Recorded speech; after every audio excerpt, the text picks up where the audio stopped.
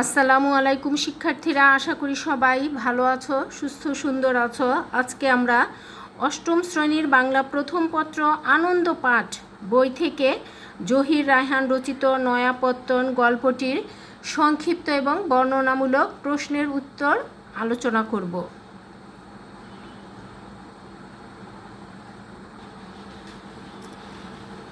গল্পটি থেকে তোমাদের জন্য আমি কিছু সংক্ষিপ্ত এবং বর্ণনামূলক প্রশ্ন নির্বাচন করে নিয়ে এসেছি, যে প্রশ্নোত্তরগুলো পড়লে তোমরা পরীক্ষায় 100% কমন পাবে।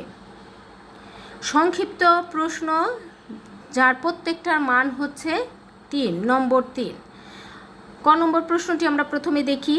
প্রশ্নটি হচ্ছে, এত বাড়াবাড়ি ভালা না মিয়ারা কথাটি কোন প্রসঙ্গে কে বলেছে? জহির রায়হান রচিত নয়াপত্তন গল্পটিতে সোনু পণ্ডিতের পাঠশালা পুনর্নির্মাণের সময় জুলু চৌধুরীর নাম ধরে লোকজন ঠাট্টা মশকরা করতে থাকলে মুন্সি আকরাম হাজি এ কথাটি বলেছিলেন। সোনু পণ্ডিত যে পাঠশালাটি চালাতেন সেটি একদিন প্রচণ্ড ঝড়ে ভেঙে চুরমার হয়ে যায়। নতুন করে পাঠশালার জন্য ঘর তৈরির টাকা পাওয়ার আশায় সোনু পণ্ডিত চৌধুরী সাহেবের কাছে গেলে তিনি তাকে ফিরিয়ে দেন। সরকারি দফতরে যোগাযোগ করেও কোনো লাভ হয়নি, ব্যর্থ হয়েছে সোনু পণ্ডিত। গ্রামের সাধারণ মানুষের দলগত প্রচেষ্টায় তখন ছনের ঘর তোলার কাজ শুরু হয়। তোরাব মিয়া বেড়া ধরার জন্য সবাইকে আহ্বান জানায়। শরীরে জোর ও কাজে উৎসাহ আনার জন্য মারো জোয়ান হেইয়ো চৌধুরীর লাশ হেইয়ো বলে হাস্যরস করতে থাকলে পাশে থাকা আকরাম হাজি এতে ক্ষুণ্ণ হন, মনোরুষ্ট হন। কেননা চৌধুরী সাহেব স্কুল ঘর তুলতে টাকা না দিলেও এলাকার প্রায় সকলেই এখনও চৌধুরীর জমি চাষ করে খায়, তাই তাকে নিয়ে ঠাট্টা মশকরা করা উচিত নয় বলে তিনি এ উক্তিটি করেছিলেন। খ নম্বর প্রশ্ন, সোনু পণ্ডিত শহরে গিয়েছিলেন কেন? সোনু পণ্ডিত 22 বছর বয়সে এন্ট্রান্স পাশ করেন। তার প্রস্তাবে 25 বছর পূর্বে গ্রামে একটি স্কুল প্রতিষ্ঠিত হয়েছিল। এতে বিশেষভাবে সাহায্য করেছিলেন এলাকার বিশেষ প্রভাবশালী ব্যক্তি জুলু চৌধুরী। অনেক দিনের পুরনো স্কুলটি ঝড়ে ভেঙে পড়ে, তাই নতুন করে স্কুল নির্মাণের জন্য সাহায্য পাওয়ার আশায় তিনি শহরে গিয়েছিলেন। অনেক আশা ভরসা নিয়ে সোনু পণ্ডিত শহরে যাওয়ার পরে ভেবেছিলেন কিছু টাকা পয়সা সাহায্য পেলে আবার স্কুলটিকে নতুন করে গড়ে তুলবেন, আবার শুরু করবেন গায়ের ছেলে মেয়েদের পড়ানোর কাজ। কিন্তু স্কুলটির জন্য কেউ সাহায্য সহযোগিতা দিতে রাজি হয় না। সোনু পণ্ডিত যে আশা নিয়ে শহরে গিয়েছিলেন তা পূরণ না হওয়ায় হতাশ হয়ে গ্রামে ফিরে এসেছিলেন। গ নম্বর প্রশ্ন, মরা চৌধুরী হেইয়ো চৌধুরীর লাশ হেইয়ো এ কথা কেন বলা হয়েছে ব্যাখ্যা করো। গ্রামে একটি মাত্র স্কুল ছিল। স্কুলটি নির্মিত হয়েছিল 25 বছর আগে। ঝড়ে স্কুলটি ভেঙে পড়ে, তাই নতুন করে স্কুল নির্মাণের জন্য স্কুলের পণ্ডিত শহরে যায় সাহায্যের আশায়, কিন্তু জুলু চৌধুরী অথবা সরকার কেউ তাকে স্কুলের জন্য সাহায্য করেনি। এমন পরিস্থিতিতে সবাই বুঝতে পারে আসলে চৌধুরীরা চায় না গ্রামের ছেলেমেয়েরা শিক্ষিত হোক, কিন্তু গ্রামের মানুষ চায় তাদের ছেলেমেয়েরা যেন একটু লেখাপড়া শিখে। এমত অবস্থায় গ্রামের লোকজন নিজেদের উদ্যোগেই স্কুল পুনর্নির্মাণ কাজ শুরু করে। নিজেরাই ছন বাঁশ আর নিজেদের শ্রম দিয়ে কাজে নেমে পড়ে। স্কুলের খুঁটি নির্মাণের জন্য একটা লম্বা গাছের গুড়ি খালের ধার থেকে টেনে স্কুল পর্যন্ত আনার সময় তারা সমস্বরে প্রশ্নোক্ত কথাগুলো বলতে থাকে। এর কারণ চৌধুরীর অস্তিত্ব তাদের কাছে এখন মৃত মানুষের মতো। তারা অনুধাবন করছে যে তাদের এখন আর কাউকে প্রয়োজন নাই, তারা নিজেরাই এখন নিজেদের শক্তি সঞ্চয় করতে পেরেছে। চৌধুরী জুলু সাহেব যেভাবে তাদের স্কুল প্রতিষ্ঠার জন্য অর্থ বরাদ্দ নাকচ করে দিয়েছে, এমনকি বলে দিয়েছে যে স্কুল বন্ধ করে দেওয়ার জন্য। কাজেই চৌধুরীর অস্তিত্ব তাদের কাছে মৃতই মনে হয়েছে, যার কারণে তারা মরা চৌধুরী হেইয়ো, চৌধুরীর লাশ হেইয়ো বলে নিজেদের কাজে স্বাচ্ছন্দ্য এবং শক্তি সঞ্চয় করেছে। ঘ নম্বর প্রশ্ন, এত দেমাগ দেহাও ক্যান মিয়া কথাটি কে কোন প্রসঙ্গে বলেছে বুঝিয়ে দাও। এত দেমাগ দেহাও ক্যান মিয়া কথাটি আমিন ব্যাপারীর তীর্যক কথায় আহত হয়ে পাটারি বাড়ির বুড়ো কাদের বক্স বলেছে।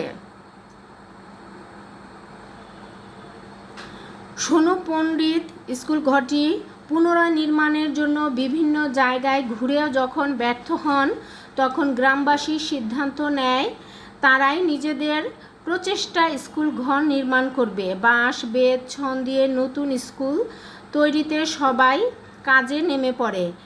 করম মাঝি কাজে উৎসাহ দিতে বলে সকলের জন্য সিন্নির ব্যবস্থা করতে যাচ্ছে সে।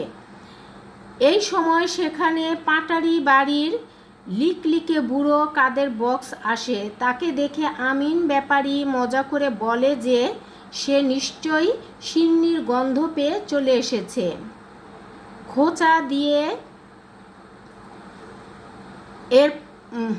খোঁচা দিয়ে এরপর জিজ্ঞেস করে কয় দিনের উপোস সে।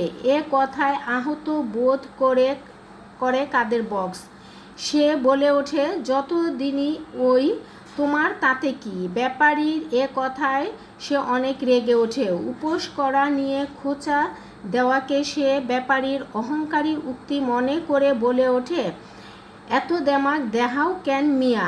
কেননা তৎকালে গ্রামের অধিকাংশ মানুষই এক আধবেলা উপোস থাকতে হতো, তাই এ বিষয়ে অহংকার করার কিছু নেই।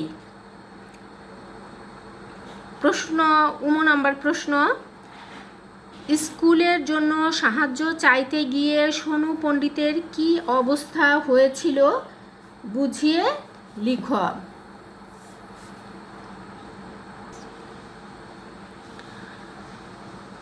সোনু পণ্ডিতের স্কুল ঘরটি ঝড়ে পড়ে গিয়ে জরাজীর্ণ অবস্থা হলে তিনি নতুন করে সেটিকে শুরু করার জন্য, দাঁড় করার জন্য, নির্মাণের জন্য শহরে গিয়েছিলেন। সরকারি দফতরে গিয়ে বারবার তাগাদা দিলেও এক পর্যায়ে তাকে থেমে যেতে হয়েছে তাদের ধমক শুনে। সোনু পণ্ডিত গ্রামে একটি পাঠশালা চালাতেন। স্থানীয় ধনী ব্যক্তি জুলু চৌধুরীর সহায়তায় এক সময় স্কুলটি প্রতিষ্ঠিত হয়েছিল। তারই নামে স্কুলটির নামকরণ করা হয়েছিল। ঝড়ে জরাজীর্ণ স্কুল ঘরটি ভেঙে গেলে এটি পুনর্নির্মাণের জন্য সাহায্য চাইলে চৌধুরী সাহেব তাকে ফিরিয়ে দেন। সোনু পণ্ডিত নানা জনের কাছে ধর্ণা দিয়ে শেষে সরকারি দফতরেও যান, সেখানেও তাকে রীতিমতো ধমক খেতে হয়। শিক্ষা বিভাগের বড় সাহেব শমশের খান বলেন যে রাজধানীতে 2টি নতুন হোটেল তুলে আর সাহেবদের ছেলেমেয়েদের জন্য একটা ইংলিশ স্কুল দিতে গিয়ে প্রায় 20 লাখ টাকার মতো খরচ হয়ে গেছে। ফান্ডে এখন আর কোনো টাকা নেই, তাই অযথা বারবার এসে তাকে জ্বালাতন করতে তিনি নিষেধ করে দেন। শমশের খান তার সাথে এমন আচরণ করেছিলেন যে স্কুলের জন্য টাকা চেয়ে সোনু পণ্ডিত যেন বড় কোনো অপরাধ করে ফেলেছেন। সবশেষে সে জুলু চৌধুরীর কাছেও সাহায্যের জন্য যান, কিন্তু জলু চৌধুরী তাকে সাহায্য তো দেনই না, বরঞ্চ স্কুল বন্ধ করে দেওয়ার কথা বলেন। শেষে অসহায়ের মতো সোনু পণ্ডিত ফ্যাকাশে জীর্ণ শীর্ণ মুখ এবং শরীর নিয়ে, রুক্ষ চুল নিয়ে গ্রামে ফিরে আসেন। এবার আমরা বর্ণনামূলক প্রশ্নে চলে এসেছি, যার প্রত্যেকটির মান হচ্ছে 7। এখানে তোমাদের জন্য 5টি বর্ণনামূলক প্রশ্ন নির্বাচন করেছি। এবার প্রশ্নের আলোকে আমরা উত্তরগুলো আলোচনা করব। কয়েক প্রশ্ন।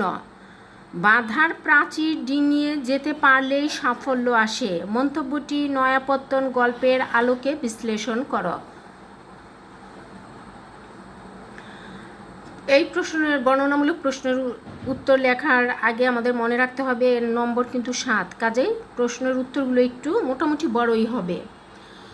প্রখ্যাত সাহিত্যিক ও চলচ্চিত্রকার জহির রায়হানের কথা সাহিত্যে যথেষ্ট দক্ষতার স্বাক্ষর রেখেছেন। তার বিভিন্ন রচনায় বাঙালি সমাজের যথার্থ চিত্র তুলে ধরতে তিনি বিশেষ পারদর্শিতা দেখিয়েছেন। নয়াপত্তন গল্পেও তার ব্যতিক্রম হয়নি। এ গল্পে তিনি দেখিয়েছেন বাধা বিঘ্ন এলে তাতে ভেঙে না পড়ে সাধ্যের সবটুকু দিয়ে চেষ্টা করলে সাফল্য এসে ধরা দেয়। সোনু পণ্ডিত স্কুল পূর্ণ প্রতিষ্ঠা তারই এক উজ্জ্বল দৃষ্টান্ত। নয়াপত্তন গল্পটিতে মানুষের অদম্য ইচ্ছাশক্তির বিজয় প্রকাশিত হয়েছে। গল্পে দেখা যায় এন্ট্রান্স পাস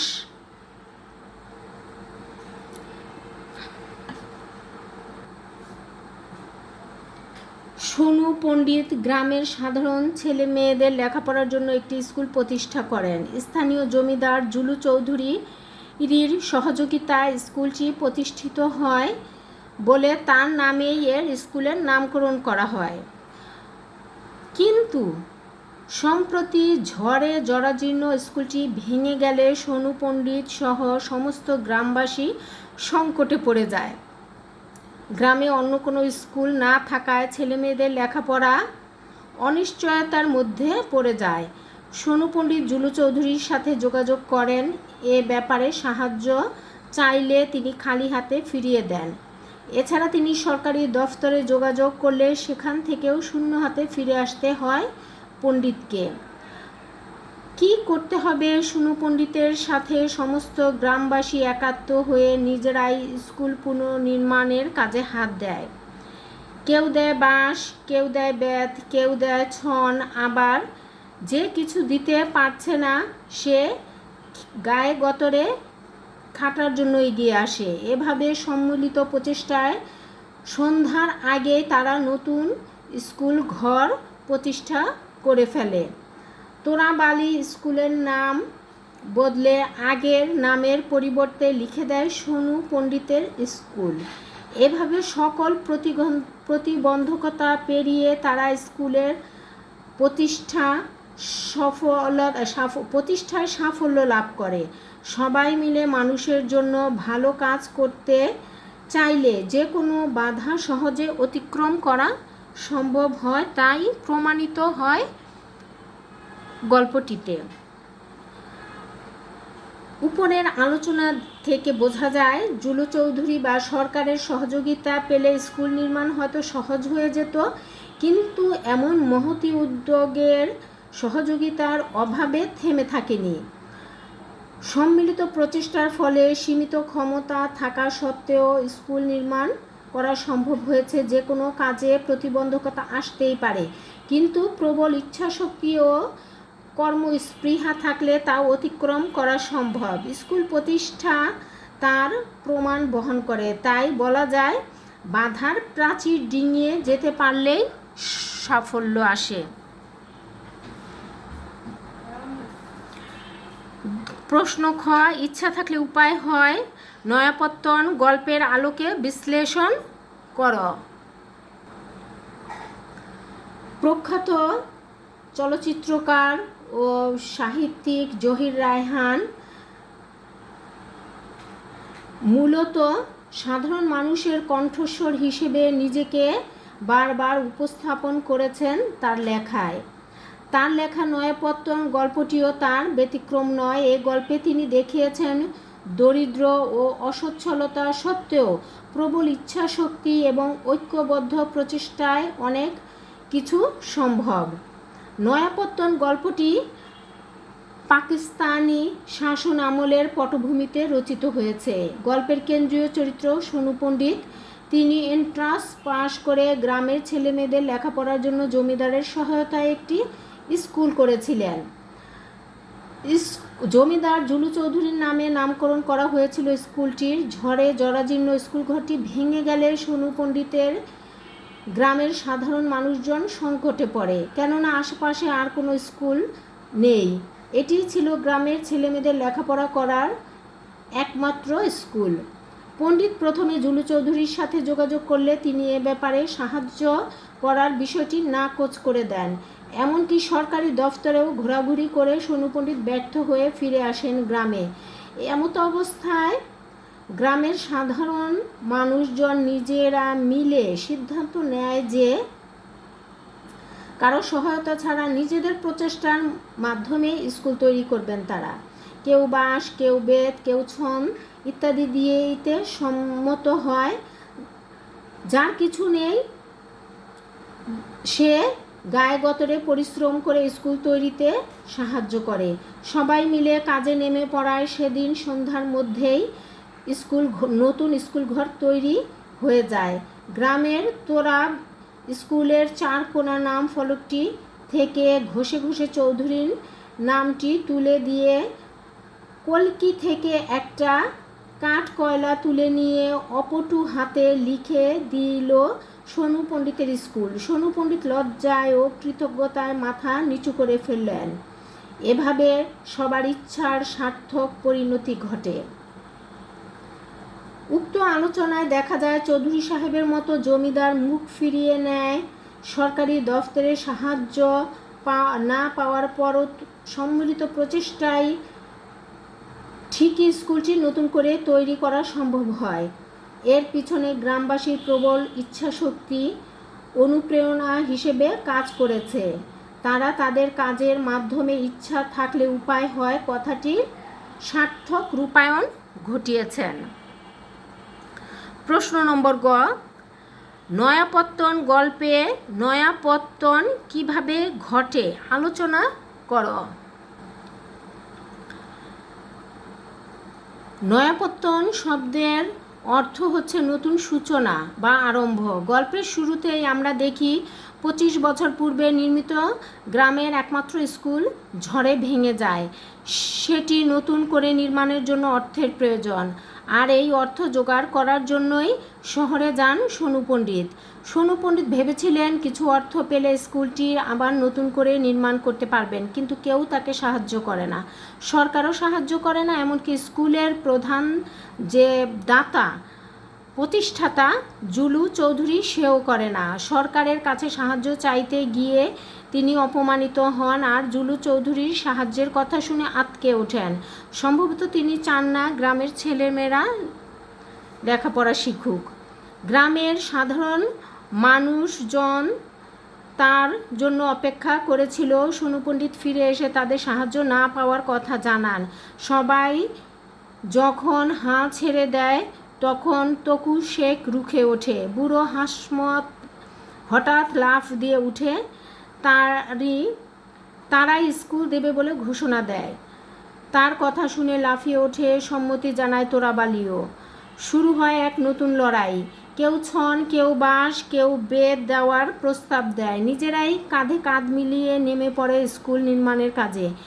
একজন রান্না করতে শুরু করলো সিন্নি সকলের খাওয়ার জন্য। ফলে সন্ধ্যা হতে না হতে স্কুলটি আবার নতুন করে পুনর্নির্মিত হয়ে যায়। স্কুল নির্মাণ শেষে চাষি তোরাবালি স্কুলের নাম ফলকের আগের নাম পরিবর্তন করে লেখে সোনু পণ্ডিতের স্কুল। তারা সবাই মিলে একসাথে কাজ করে নিজেদের সক্ষমতার প্রমাণ দেয়। তারা বুঝিয়ে দেয় সরকার ও চৌধুরী ছাড়াও তাদের জীবন চলতে পারে। এভাবেই অন্যের উপর নির্ভরতা ঝেড়ে ফেলে তারা আত্মনির্ভরশীল হওয়ার অনুপ্রেরণা লাভ করে। একতাবদ্ধ হয়ে কাজ করলে যে সফল হওয়া যায় তা প্রমাণ করে তারা, এ নতুন জীবনের সূচনা করে তারা। আর এভাবেই নয়াপত্তন গল্পে ঘটে নয়াপত্তন। ঘ নম্বর প্রশ্ন, একতাই বল, নয়াপত্তন গল্পের আলোকে বিশ্লেষণ করো। জহির রায়হান বাঙালির জীবনে নানা মাত্রিক কর্মকাণ্ডে নিজেকে সুন্দরভাবে তুলে ধরেছেন সাহিত্যের পাতায়। মূলত একজন সফল চলচ্চিত্রকার হলেও সাহিত্য অঙ্গনে তার সফলতা ঈর্ষা করার মতো। নয়াপত্তন গল্প তার সেই দক্ষতারই রূপান্তর। এতে তিনি সাধারণ খেটে খাওয়া মানুষের ঐক্যের কার্যকারিতা তুলে ধরার চেষ্টা করেছেন। নয়াপত্তন গল্পটি পাকিস্তানি শাসন আমলের পটভূমিতে রচিত হয়েছে। গল্পে দেখা যায় এন্ট্রান্স পাস সোনু পণ্ডিত গ্রামের ছেলে মেয়েদের লেখাপড়ার জন্য একটি স্কুল প্রতিষ্ঠা করেছিলেন। অবশ্য তিনি নিজেই সেটি করেননি, জমিদার জুলু চৌধুরীর সহযোগিতায় সেখানে অনেক বড় ভূমিকা রেখেছিল। তাই স্কুলটির নামকরণ হয়েছিল জুলু চৌধুরীর নামে। সংস্কারের অভাবে ঝড়ের কারণে একদিন স্কুল ভবনটি ভেঙে চুরমার হয়ে যায়। সোনু পণ্ডিতের গ্রামের লোকজন তখন সংকটে পড়ে। সোনু পণ্ডিত চৌধুরী সাহেবের কাছে এ ব্যাপারে সাহায্য চাইলে তিনি কোনো রকম সাহায্য করতে রাজি হননি। সোনু পণ্ডিত সরকারি দফতরে যোগাযোগ করলে সেখান থেকেও ব্যর্থ হয়ে ফিরে আসেন। এ অবস্থায় তিনি চিন্তিত হয়ে পড়লে গ্রামের সাধারণ মানুষ তারা একত্রিত হয়ে তাদের ছেলে মেয়েদের শিক্ষার সুযোগ একেবারেই শেষ হয়ে যাক তারা তা চান না। তখন গ্রামের লোকজন সম্মিলিতভাবে বাঁশ, বেত, ছন এবং শ্রম দিয়ে পাঠশালাটি পুনর্নির্মাণ করেন, যে কাজে এর আগ পর্যন্ত অসাধ্য বলে মনে হয়েছিল। সকলের সম্মিলিত প্রচেষ্টায় তা আলোর মুখ দেখে। চৌধুরী সাহেব ও গভর্নমেন্টের কোনো রকম সাহায্য সহযোগিতা ছাড়াই সাধারণ খেটে খাওয়া গ্রামবাসী পুনরায় নতুন করে স্কুলটি তৈরি করে ফেলে। চৌধুরীর সাহায্য না পাওয়ায় সাইনবোর্ড থেকে চৌধুরীর নাম পরিবর্তন করে সেখানে সোনু পণ্ডিতের স্কুল লিখে দেয় তোরাবালি। গল্পে দেখা যাচ্ছে চৌধুরী সাহেবের মতো জমিদার এবং সরকার কারো সাহায্য না করলেও সোনু পণ্ডিতের স্কুল নির্মাণের কাজ বন্ধ থাকেনি। সাধারণ মানুষের ইতিবাচক মানসিকতা ও ঐক্যের শক্তিতে ঠিকই স্কুল ভবনটি পুনর্নির্মিত হয়েছে। সবাই মিলে মানুষের জন্য ভালো কাজ করতে চাইলে যে কোনো বাধাই সহজে অতিক্রম করা সম্ভব। এখানে এ কথাই প্রমাণিত হয়েছে। তাই বলা যায় একতাই বল মন্তব্যটি নয়াপত্তন গল্পের ক্ষেত্রে খুবই যৌক্তিক। নাম্বার প্রশ্ন, নয়াপত্তন গল্পে ফুটে ওঠা সমাজ চিত্রের বর্ণনা দাও। এখানে এই প্রশ্নের উত্তর তোমরা প্রথম দুইটা শিখলেই সব দিতে পারবে। আর মূলত তোমরা গল্পটার মধ্যে অনেকগুলো নাম, গল্পটা যদি একটু ভালো করে পড়ো, নাম পরীক্ষার হলে মনে না থাকলেও কিন্তু তোমরা কেউ প্রশ্নের উত্তরগুলো ছেড়ে আসবে না। তোমাদের মতো সাধারণ গতিতে তোমরা লিখে আসবে।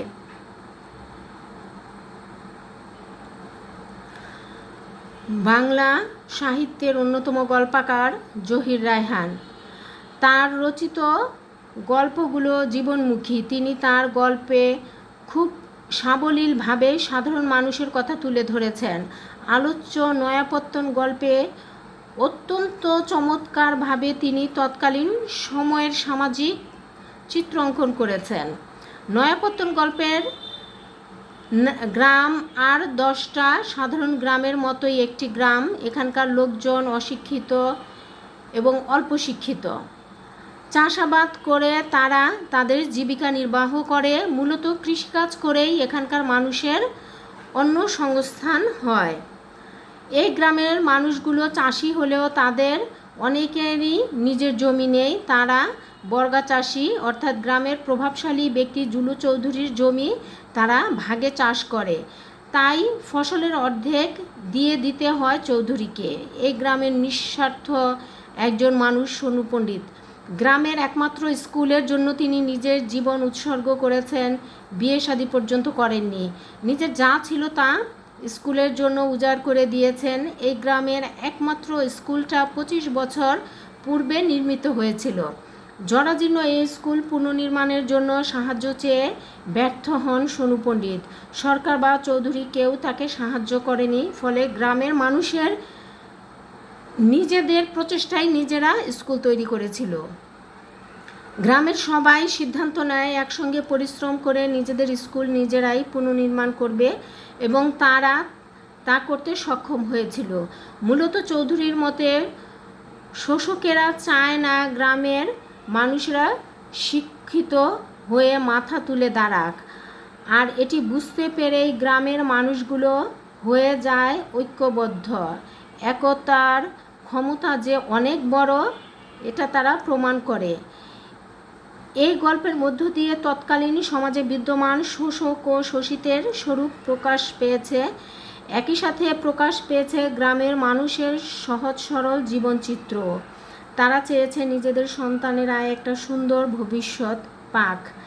কাদের বক্সের কথা থেকে বোঝা যায় সমাজের ক্ষমতাসীনদের স্বরূপ। তবে যুগ যুগ ধরে গ্রামের সাধারণ মানুষগুলো সমাজে টিকে থাকতে যে লড়াই করে আসছিল তা সুন্দরভাবে ফুটে উঠেছে গ্রামের মানুষের চিন্তা চেতনা ও কর্মকাণ্ডের মধ্য দিয়ে। আলোচনায় নয়াপত্তন গল্পের সমাজচিত্র যেন বাংলাদেশের অন্য 10টা গ্রামের সাধারণই সমাজচিত্রই। সহজ সরল মানুষ, তাদের বিশ্বাস, লড়াই করে টিকে থাকা, সন্তানের সুন্দর ভবিষ্যতের চিন্তা, শোষকের ক্ষমতার দাপট, এসব কিছুই এ গল্পে প্রকাশ পেয়েছে, যা নয়াপত্তন গল্পের সমাজচিত্র বাংলাদেশেরই একটি গ্রামের সমাজচিত্র হয়ে এখানে ফুটে উঠেছে, ধরা দিয়েছে জহির রায়হানের নয়াপত্তন গল্পের মধ্য দিয়ে। শেষ হলো আমাদের আজকের নয়াপত্তন গল্পের প্রশ্নের উত্তর পর্বের ক্লাস। সবাই ভালো থেকো, সুস্থ থেকো, সহজে পড়াশিখিকে সাবস্ক্রাইব করো, লাইক দিও, বন্ধুদের মাঝে শেয়ার করো। ধন্যবাদ সবাইকে। আসসালামু আলাইকুম।